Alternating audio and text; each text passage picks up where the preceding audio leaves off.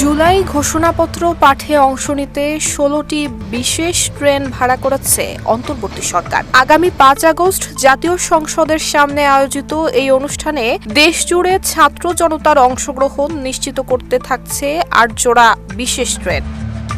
দেশের বিভিন্ন প্রান্ত থেকে আসা এসব ট্রেনে ৫ আগস্ট দুপুরের মধ্যে অংশগ্রহণকারীরা রাজধানীতে পৌঁছাবেন এবং অনুষ্ঠান শেষে একই ট্রেনে নিজ নিজ এলাকায় ফিরে যাবেন। পুরো ব্যবস্থার জন্য প্রাথমিকভাবে ব্যয় ধরা হয়েছে প্রায় ৩০,৪৬,০০০ টাকা, যা বহন করবে মুক্তিযুদ্ধ বিষয়ক মন্ত্রণালয়।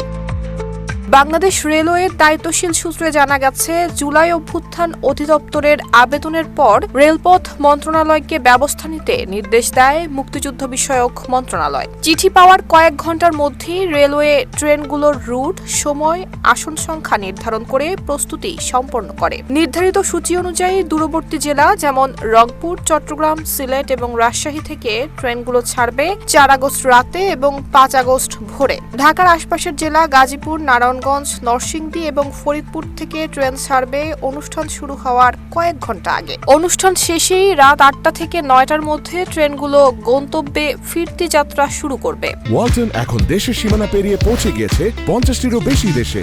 ওয়ালটন, ঘরে ঘরে, বিশ্বজুড়ে।